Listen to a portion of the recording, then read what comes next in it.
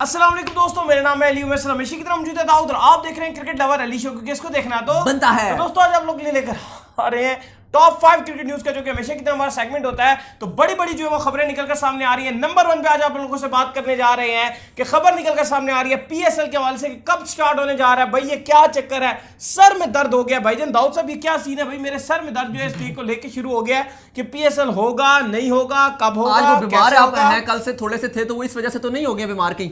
नहीं, मैं इस वजह से टेंशन में हूं। मैं तो रोज देखने की कोशिश करता हूं कि पता नहीं क्या हो गया यार, क्या खबर है। अपने जरायों से पता करने की कोशिश करता हूं। वो कहते हैं कि भाई एक दिन कहते हैं होगा, अगले दिन सिस्टम ही बदल जाता है। शाम की चाय के टाइम कुछ और है, बाथरूम से आओ तो कुछ और है, नहाने जाओ तो कुछ और खबर है। बहरहाल अभी फिर कुछ और खबरें आ रही हैं। तो बात करेंगे जी पीएसएल के ऊपर। नंबर 2 पे जो हम आप लोग से बात करने जा रहे हैं वो करने जा रहे हैं शुएब मलिक के ऊपर। यानी कि शुएब मलिक आपको अब दिखाई दे सकते हैं वर्ल्ड टी20 में। वो क्या सीन है वो आप लोग से शेयर करेंगे। नंबर 3 पे हम बात करेंगे इंडिया के लिए बन चुका है बड़ा खतरा, क्योंकि न्यूजीलैंड ने जो है धमाल मचाई हुई है इंग्लैंड के अंदर, और इसी महीने वर्ल्ड टेस्ट चैंपियनशिप का फाइनल। वो क्या सीन है वो आप लोग से शेयर करेंगे। नंबर 4 पे आप लोग से बात करेंगे नेशनल हाई परफॉर्मेंसेज, जो कि पाकिस्तान का नेशनल हाई परफॉर्मेंसेज सेंटर है, उसके अंदर जो है बड़े बड़े खिलाड़ियों को मद्दू कर लिया गया है और उनके साथ जो है ट्रेनिंग वहां पे की जाएगी। और कुछ खिलाड़ियों को नहीं बुलाया गया जिन बेचारों का लगता है कि ये इख्तिताम होने जा रहा है। वो कौन से वो खिलाड़ी है वो आप लोग से डिस्कस करेंगे। इसके बाद बात करेंगे सैम बिलिंग के ऊपर एक खबर निकलकर सामने आ रही है, वो क्या है वो आप लोग से शेयर करेंगे।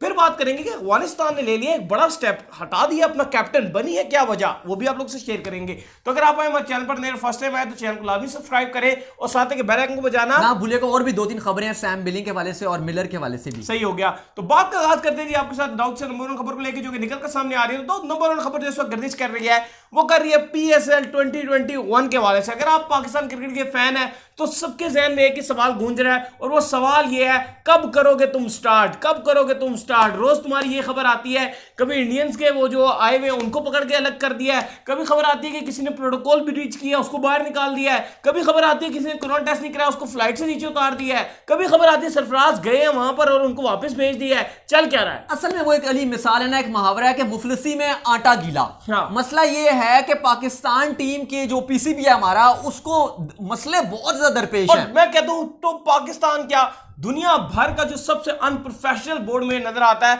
वो पीसीबी नजर आता है। उसकी वजह यह है कि इतना बड़ा टूर्नामेंट आप करवा रहे थे और आपने सिर्फ ईद की छुट्टियों को मद्देनजर रखते हुए ये सारी चीजें जो आपकी शुरुआत हुई वो ईद की छुट्टियों से शुरुआत अच्छा, हुई। ये काम पूरा करने की कोशिश कर रहे होते हैं, लेकिन वही बात है कि ये छोटी छोटी सी गलतियां ऐसी कर जाते हैं जो बाद में जो पहाड़ बन के टूटती हैं। ये सारा कुछ ईद की छुट्टियों से स्टार्ट हुआ था। हाँ। अगर ये ईद से पहले दुबई से सब चीजें फाइनलाइज करते तो ईद के बाद इनकी निकलने वाली कहानी वही बात है, छोटे छोटे वीजा के मसले बन गए, सरफराज के डॉक्यूमेंट्स तैयार नहीं किए, वो मसला हो गया। फिर देखो अली, एक सबसे बड़ा मसला ये है कि इंडियन जो है, अगर आप देखें तो इस टाइम सबसे ज्यादा वहां पे कोरोना चल रहा है तो पूरी दुनिया ने बैन किया हुआ था। तो ऐसी क्या जरूरत थी कि आपने इंडियन ब्रॉडकास्टर्स को ही जो है वो हायर करना था, क्योंकि मसला ही वो बन गया है कि अब यूए की गवर्नमेंट कह रही है कि हमने इनको पूरा क्वारंटीन करवाना है। अब जाहिर है एटलीस्ट वो बेचारे अंदर बैठ के भी अगर अपना काम करें, लेकिन फिर भी 3 दिन तो उनको लगेंगे बाहर करते हुए। फिर ऊपर से सोने पे सुहागा उन्होंने ये किया कि एसओपीस की वायलेशन कर दी। ये भी बड़ी अजीब और गरीब और घटिया हरकत हो गई। तो अब उनको दुबई भेज दिया गया आधों को, अब आधे यहीं पर रह गए। अब देखिए, अब मसला यह है कि अगर तो यूए की हेल्थ मिनिस्ट्री ने इजाजत दे दी कि आप 5 जून से काम करना शुरू कर दो, फिर तो पीएसएल हमें अबू धाबी में दिखाई दे देगी। लेकिन अगर उन्होंने कहा कि नहीं ऐसा नहीं होगा, तो फिर जो है वो आप कह सकते हो कि पीएसएल जो है वो शदीद ट्रबल में आ जाएगी। क्योंकि इस टाइम अली फॉरेन प्लेयर्स भी पीसीबी को बार बार फोन करके पूछ रहे हैं, पीएसएल की मैनेजमेंट को, कि भाई बता दो पीएसएल होनी भी है कि नहीं होनी। और टोटल आपके पास जो दिन रह गए वो 22 दिन रह चुके हैं आप, क्योंकि आपने निकलना है 25 तारीख को। पहले आपने निकलना था 22 तारीख को, पर अब आप निकलेंगे जी 25 तारीख को इंग्लैंड के लिए। तो ये भी एक सिचुएशन और साथ ही साथ जो है वो बता दिया है पीसीबी ने इतना तो कि जो पीएसएल का फाइनल होगा वो 24 जून को खेला जाएगा और फिर 25 को जो है वो पता उड़ जाएगी। फाइनल तो तब होगा ना जब शुरू होगा। एक चीज शुरू ही नहीं हो रही तो फिर इसके एंड मुझे लगता है टॉस में फैसले होंगे। लोअर कलंदर का टॉस उछला जी, कराची बाहर, ये बाहर, वो बाहर, एंड में फाइनल करा। नहीं, इन्होंने वो अजीब सी मंतक तो रखी थी ना कि वो शेड्यूल हम ले आएंगे कि 2-2 ग्रुप्स बना देंगे टीम्स के, और उसके बाद हर टीम 2-2 मैचेस खेलेगी और फिर सेमीफाइनल होंगे और फिर फाइनल होगा। तो फिर बात हुई है कि मुल्तान होगी और कोयटा होगी, इनके साथ तो ज्यादती हो जाएगी। फिर ये तो ऑटोमेटिक ही बाहर हो जाएंगे अगर आपने अगले 2 मैचेस रखने हैं। फिर किस बेस पे जो है वो आप पॉइंट्स टेबल जो है वो आप चलें, आप अगर ज्यादा भी पॉइंट्स रखते हैं तो किस बेस पे रखोगे। जो टॉप की टीम्स हैं वो कहेंगी नहीं जी ऐसा तो नहीं होना चाहिए। तो बड़ा मुश्किल चीज है, इस तरह तो नहीं हो सकता, आपको प्रॉपर पीएसएल करवाना पड़ेगा। लेकिन अली मसला यह है कि जितना आप लेट करोगे ना उतने ज्यादा फिर आपको डबल हेडर्स रखने पड़ेंगे। और दुबई की इस शदीद गर्मी, वैसे तो हमारी पिंडी और इस्लामाबाद में, हमारी हलक में आई हुई इतनी तेज गर्मी है पिंडी इस्लामाबाद में, हालत टाइट है। इमेजिन करो कि अगर आप वहीं दुबई में आके आप खेलोगे, वो अबू धाबी में अगर आप खेलते हो, यूएई में, शारजा में, कहीं भी वहां खेलते हो अगर आप, तो वहां की गर्मी ने तो आपको छोड़ना नहीं है। लेकिन फिलहाल इतलात यही है कि पीसीबी यही कह रहा है कि खाली अगर हमें यूएई की जो हेल्थ मिनिस्ट्री है, जो भी है उनका वो जो डिपार्टमेंट है, वो जैसे ही हमें अगर ओके करता है तो कहते हैं कि हमने शेड्यूल तैयार कर लिया, हम फौरन से जो है वो रिलीज कर देंगे, तो हमारे लिए कोई मसला नहीं है। खाली हमने एक आध डबल हेडर को इधर उधर करना है तो हम जो है फौरन से तैयार कर जो है वो अनाउंस कर देंगे। तो ये कह रहे हैं कि उम्मीद है कि अगले एक आध दिन में हमारे मामला तय पा जाएंगे तो हम अनाउंस कर देंगे। लेकिन ये इतना मुश्किल सवाल बन गया ना, इतना मुश्किल सवाल, टफ, बहुत टफ, के हर गुजरते दिन, हर गुजरते घंटे, हर गुजरते सेकंड नई खबर जो है वो आ रही होती है। सही हो गया। इसके बाद जो खबर निकल कर सामने आ रही है जी, वो खबर आ रही है शुएब मलिक के हवाले से, जिसमें वो निकल कर सामने आया और उन्होंने बड़ा बयान दिया। उनका ये कहना है कि मुझे क्यों ड्रॉप किया गया, मुझे कोई वजह नहीं पता कि मैं टीम से क्यों बाहर हूं, किस वजह से बाहर हूं, लेकिन आगे आ रहा है वर्ल्ड T20 और मेरे जहन में सिर्फ एक ही बात है और मैं कुछ भी नहीं सोच रहा और मुझे 100% यकीन है कि मैं वर्ल्ड T20 की जो टीम जाएगी मैं उसका पार्ट हूंगा भाई।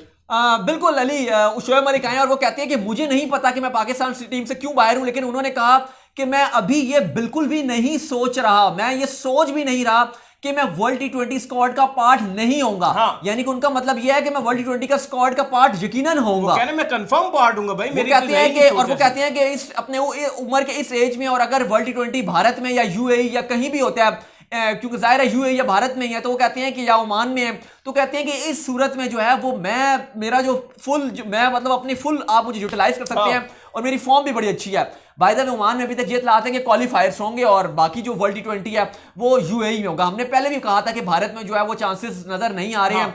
अभी भी हम देख रहे हैं कुछ फैंस नाराज हो जाते हैं कि भाई आप बीसीसीआई को क्रिटिसाइज करो, ये कर रहे हो, वो कर रहे हो, लेकिन देखिए फैक्ट है कि अगर आईपीएल यूएई में हो रहा है और आईपीएल वर्ल्ड T20 के दरमियान में अभी जो फर्क आ रहा है वो 4-5 दिन का ही फर्क आ रहा है, तो पॉसिबिलिटीज नहीं है, बरसात का कोई लॉजिक नहीं बनती। आप जो मर्जी कर लो, वर्ल्ड T20 जो है वो यूएई में होगा। और अगर आईपीएल हो जाता, अगर आईपीएल जो है वो इंडिया में कंप्लीट हो जाता, फिर तो इसमें एक शुक्र शुबात जो कल मीटिंग हुई आईसीसी की, आज उसकी डिटेल रिपोर्ट आई है, उसमें भी साफ साफ ये, मैं अपने पास से नहीं बोल रहा, वो आप प्रेस रिलीज पढ़ो, उसमें साफ साफ ये लिखा है कि बोर्ड्स ने ये कहा है कि यूएई को तैयार रहो और वहां पे तैयारियां शुरू कर दो। तमाम बोर्ड्स ने आईसीसी को कहा है और जो मैनेज करेगा वर्ल्ड T20 को, मतलब बीसीसीआई के भी कुछ मेंबर्स होंगे और उसमें आईसीसी के जो इवेंट्स मैनेज करते हैं, जो होटल्स वगैरह की बुकिंग वगैरह करते हैं, उन सबको कहा है कि आप शुरू कर दो काम, क्योंकि 5 से 6 महीने पहले आईसीसी जहां भी वर्ल्ड कप होता है वहां पे सारी तैयारियां करती है, होटल्स वगैरह का इंतजाम देखती है, तमाम जो चीजें होती हैं बुकिंग शुकिंग वो सब कर देती है, ग्राउंड्स की इंस्पेक्शन वगैरह हो जाती है।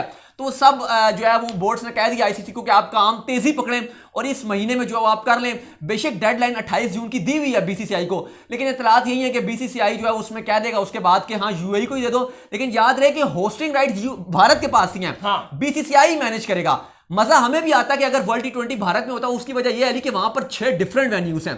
अगर आप यूएई में करवाते हो तो वहां पर क्या है, एक अबू धाबी और एक दुबई, आपने 2 में ही करवाना है। शारजा तो मुश्किल ही है कि आईसीसी उधर जाता है, ये 2 इवेंट्स आईसीसी 2 ही ये वेन्यू रखेगा और यहां पर होगा। या ओमान में अगर चले जाते हैं क्वालिफाइंग राउंड्स खेलने के लिए, तो वो भी ग्राउंड उस लेवल के नहीं है जिस तरीके से अगर आप इंडिया में देखेंगे तो वो ज्यादा अच्छे हैं। लेकिन जब एक पॉसिबिलिटी ही नहीं है तो हम यहां बैठ के कैसे झूठ बोलते हैं कि भाई वर्ल्ड T20 इंडिया में होगा, जब हमें नजर आ रहा है एक बंदे को, तो वो अजीब सी बात है। बिल्कुल सही बात होगी।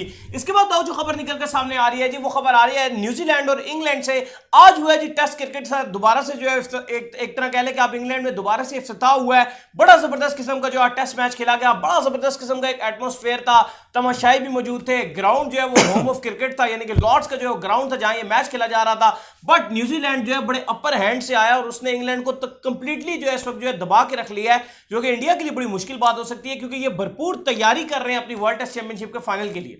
अली सबसे पहले तो अगर आप दोनों की प्लेइंग 11 भी देखोगे ना इस टाइम न्यूजीलैंड और इंग्लैंड की, तो नजर आ रहा है कि न्यूजीलैंड की टीम ऑन द पेपर भी बहुत स्ट्रांग है और आज इस तरीके से खेली है वो भी चीज बता रही है। मतलब पूरी टीम में अगर आप जो उनके कॉन्वे थे, वो T20 में जिस तरीके से उन्होंने धूम मचाई हुई थी, 250 के स्ट्राइक रेट से खेल रहे थे, उसके बाद अब जिस तरीके से इनको टेस्ट में ले आए हैं और आज तो उन्होंने सेंचुरी जड़ दिया। क्या क्लासिक नॉक खेली है कॉन्वे ने, टोटली बम्बूजल करके रख दिया इंग्लैंड को। इसके अलावा बाकी तो कुछ खास इतना नहीं कर सके, जाहिर है अच्छा स्टार्ट दिया था कॉन्वे ने और उनके साथ टॉम लैथम ने, फिर लेकिन लैथम रॉबिन्सन की गेंद पे आउट हो गए। अगर आप इंग्लैंड का अगर आप प्लेइंग 11 भी देखोगे तो गेंदबाजी तो स्ट्रांग नजर आ रही है, लेकिन अगर आप बैटिंग ऑर्डर देखोगे तो रोरी बर्न्स हैं, सिबली हैं, हाँ मतलब उनको चांस इतने दिए गए हैं लेकिन उन्होंने कभी इतना डिलीवर करके नहीं दिखाया। उनके पास जैक ना बेन क्रॉले स्टोक हैं, ना उनके पास जॉस बटलर है, ना उनके पास टोटल जो है वो एक ना ब्रिस्टो है, टोटल जो उनके पास नजर आ रहे हैं वो एक जॉय रूट ही नजर आ रहे हैं। वो भी इंग्लैंड में अगर आप रूट की फॉर्म देखोगे पिछले 2.5 साल में तो उन्होंने कुछ भी नहीं किया इंग्लैंड में, इंडिया में आके कर भी लिया था। होम कंडीशन तो इंग्लैंड की है ना, उनको फायदा तो अपनी होम कंडीशन। हाँ लेकिन मैं वो बात कर रहा हूँ ना कि रॉरी बर्न्स हो गए या फिर सिबली हो गए, वो फॉर्म नहीं दिखाई। फिर डॉन लॉरेंस हैं, उन्होंने भी कुछ करके नहीं दिखाया जितने मौके मिले हैं। जॉक क्रॉले हैं, उन्होंने फिर भी रन्स बनाए हैं अगर आप देखोगे पिछले दिनों में, लेकिन उसके अलावा किसी ने भी नहीं कुछ भी करके दिखाया। ओली पॉप है, कन्वे, अगर उनकी तारीफ ना की जाए तो ये आप गलत बात कह सकते हैं। स्ट्रॉन्ग टीम वो है, आने वाला जो है वो नेक्स्ट बिग थिंग हो सकते हैं क्रिकेट के अंदर, और मुझे एक स्टार नजर आ रहा है इनके अंदर। नहीं वाकई एक ये बहुत बड़ा नाम निकल कर आया है और ये वो प्लेयर बन सकता है जो तीनों फॉर्मेट्स में रिप्रेजेंट कर सकते हैं। जिस तरीके से अपने टेस्ट के डेब्यू में इन्होंने क्या क्लासिक नॉक 100 मार दिया, और मुझे लग रहा है कि इंडिया के लिए खतरे के जो बादल हैं वो मंडलाना शुरू हो गए हैं, क्योंकि अभी इस टीम के अंदर बोल्ड भी नहीं है जब। और अगर आप देखोगे जो बॉलिंग अभी भी इतनी स्ट्रांग नजर आ रही है, अगर बात की जाए तो ये इनके काइल जेमिसन है, सऊदी हैं, इसके अलावा जो है वागनर हैं, तो बड़ी स्ट्रांग टीम नजर आ रही है। बट अगर सनी डे रहता है तो फिर इंडिया और इनका बड़ा टफ कंपटीशन होगा, लेकिन स्पिन अटैक इंडिया का अच्छा है, इनकी लेकिन किस्मत बड़ी अच्छी है कि जब भी जो है इनका कोई बड़ा मैच आता है ना न्यूजीलैंड के साथ, तो बादल ऑटोमेटिक आ जाते हैं और उसके बाद फिर बहुत मुश्किल हो जाती है। हाँ लेकिन एक बात है कि इस तरह अगर आप इंडिया के 2-3 प्लेयर्स देखेंगे ना, लाइक ऋषभ पंत हो गए, तो ये इस टाइप के प्लेयर हैं जो कुछ भी कर सकते हैं। आप बहुत अच्छी फॉर्म में जडेजा हो गए, तो ये हाँ तो ये एक अच्छी फॉर्म में अगर ये चाहे तो गेम चेंज कर सकते हैं। लेकिन विराट कोहली हो गए, रोहित भी हो गए, लेकिन इस टाइम अगर आप देखोगे तो न्यूजीलैंड अपने आबोताब से नजर आ रहा है, अपर हैंड में नजर आ रहा है कि इंग्लैंड को जो है वो आराम से जो है वो पेलने वाला है। ये उनके लिए होगी कि उनको प्रैक्टिस का जो है वो पूरा मौका मिल गया वर्ल्ड टेस्ट चैंपियनशिप के फाइनल से पहले ही। अब बात कर लेते हैं जी कि नेशनल हाई परफॉर्मेंसेस के हवाले से, तो पाकिस्तान ने बड़े बड़े खिलाड़ियों को जो नेशनल हाई परफॉर्मेंस सेंटर में मदऊ कर लिया है। ये एक वो सेंटर है जिसमें अगर किसी भी खिलाड़ी को सिलेक्ट करना हो तो पहले इनको वहां पर जरा बुला लिया जाता है और वहां पर जो इनकी प्रैक्टिस और ट्रेनिंग और ग्रूमिंग जो है वहां पे की जाती है। और अगर किसी को टीम से जो है वो अलग करना हो तो फिर इसको यहां पर नहीं बुलाया जाता, इसका नाम जो है उस लिस्ट से निकाल दिया जाता है, तो उसको खुद ही अंदाजा हो जाता है कि भाई मेरा मामला ठप हो गए हैं। तो कौन कौन से खिलाड़ी दाऊद आए उनके नाम बताएं और कौन साइडलाइन हो गया। बिल्कुल अली, और इस नेशनल हाई परफॉर्मेंस सेंटर में आपने बड़ी अच्छी बात की है कि जिसको लाना वो भी आता है और जिसको हटाना वो भी बाहर चला जाता है, क्योंकि अब यहां पर मोहम्मद यूसुफ हैं, सकलैन मुश्ताक हैं और भी सारे जो है वो यहां पे मौजूद रहते हैं। लेकिन बड़ी खबर यह है कि ताबिश खान को जो है वो इसमें नहीं बुलाया गया, उनको ड्रॉप कर दिया गया है। इसके साथ साथ असद शफीक को भी नहीं बुलाया गया। इसका साफ मतलब है कि ये दोनों पाकिस्तान के अगले टेस्ट प्लान में नहीं है, यानी कि जो पाकिस्तान ने वेस्ट इंडीज जाना है टेस्ट क्रिकेट खेलने के लिए 2 टेस्ट मैचेस में, लग यही रहा है कि ये दोनों पार्ट नहीं होंगे। साथ ही अगर बात की जाए तो अब्दुल्ला शफीक को रखा गया, इसके अंदर अथर महमूद हैं, इसके अलावा फैसल अकरम को बुलाया गया, हारिस सोहेल मतलब कम बैक करने वाले हैं, इंग्लैंड में आ रहे हैं वो ओडीआईस में, तो उनको भी बुला लिया गया। इमरान भट्ट हैं, इरफान उल्लाह हैं, कमरान गुलाम को रखा गया, मीर हमजा, मोहम्मद अब्बास इंग्लैंड जाएंगे शायद, नहीं खैर वो टी20 वो टेस्ट वेस्ट इंडीज जाएंगे बास, लेकिन वेस्ट इंडीज जाएंगे, टेस्ट में वापस आएंगे क्योंकि बड़ी अच्छी बॉलिंग की हमशायर की तरफ से उन्होंने। इसके अलावा मुबशिर हैं, मोहम्मद तहा हैं, मुख्तार अहमद को बुलाया गया, ये बड़ी खबर है। मुख्तारा बिल्कुल मुख्तारा आ गया, मुनीर रियाज हैं, नुमान अली हैं, इसके अलावा साहिबजादा फरहान को रखा गया, साजिद खान हैं, इसके अलावा सलमान इरशाद को रखा गया, लाहौर के साथ ये रहे हैं। इसके बाद सऊद शकील को रखा गया है, ये भी उम्मीद है कि ओडीआई में इनको भी चांस मिलेगा, पिछली बार ये इंजर्ड हो गए थे साउथ अफ्रीका के अगेंस्ट। उमर खान को बुला लिया गया, ये भी एक अच्छी बात है क्योंकि ये गायब हो गए थे, ऑफ स्पिनर थे हमारे। इसके अलावा जो है उस्मान सलाउद्दीन है, वकार हुसैन, यासिर शाह को भी वेस्ट इंडीज के अगेंस्ट चांस मिलेगा तो वो भी आ गए हैं, और ज़ियाउल हक, ये वो लड़के हैं। लेकिन ताबिश खान को वेस्ट इंडीज के अगेंस्ट चांस नहीं मिलेगा और लग रहा है कि उनका कैरियर बस छोटा सा ही था, 1-2 मैचेस का ही था। सही हो गया।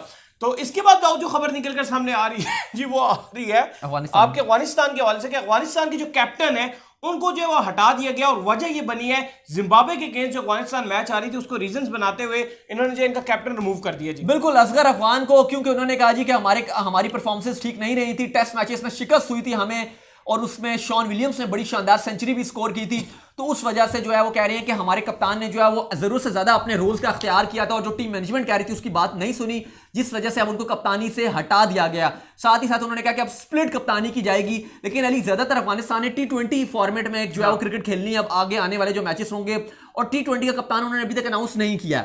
अगर बात की जाए तो राशिद खान को टी20 का वाइस कप्तान उन्हें अनाउंस कर दिया है। इसके अलावा रहमत शाह को टेस्ट और ओडीआई का वाइस कप्तान बना दिया, जबकि जो न्यू कप्तान बनाए गए हैं टेस्ट और ओडीआई के वो हैं हशमतुल्लाह को बना दिया उन्होंने, अच्छे प्लेयर हैं, सॉलिड प्लेयर हैं, इनको टेस्ट और ओडीआई का कप्तान बना दिया गया। लेकिन टी20 का कप्तान अभी तक अनाउंस नहीं किया गया, तो लग रहा है कि शायद असगर अफगान ही जो T20 का कप्तान है वो रहेंगे और वर्ल्ड T20 भी आ रहा है। सही हो गया। और इंग्लैंड के हवाले से कुछ खबर निकल कर सामने आ रही थी जी, इंग्लैंड के खिलाड़ी के हवाले से क्या खबर है जी? बिल्कुल सैम बिलिंग के हवाले से आ रही है और वो कह रहे हैं कि मुझे बड़ी ख्वाहिश है कि मैं वर्ल्ड T20 का पार्ट और इंग्लैंड को रिप्रेजेंट कर सकूं, लेकिन इतना आसान नहीं है क्योंकि बेरिस्टो और बटलर के होते हुए वो विकेट कीपिंग तो बहुत मुश्किल है कि वो कर सकें, लेकिन यह है कि शायद वो स्क्वाड का पार्ट हो जाए, लेकिन प्लेइंग 11 में इंग्लैंड का जितना कंपटीशन है मुश्किल है। सही है। तो उम्मीद करते हैं डेविड मिलर की खबर, हाँ डेविड मिलर की ये खबर निकल कर सामने आ रही है जिसमें उन्होंने कहा है कि मैं जो है वो दुनिया का सबसे बेस्ट फील्डर हूं। तो उम्मीद करते हैं कि आज का ये शो हमारा ठीक ही कहा है, बिल्कुल बेहतरीन विकेट कीपर है। तो उम्मीद करते हैं कि आज का हमारा शो सॉरी फील्डर आया होगा पसंद। अगर आप पसंद तो वीडियो को लाइक कीजिए और जो है आप अगर खामोशी इख्तियार करें तो मैं जरा इख्तिताम कर दूं।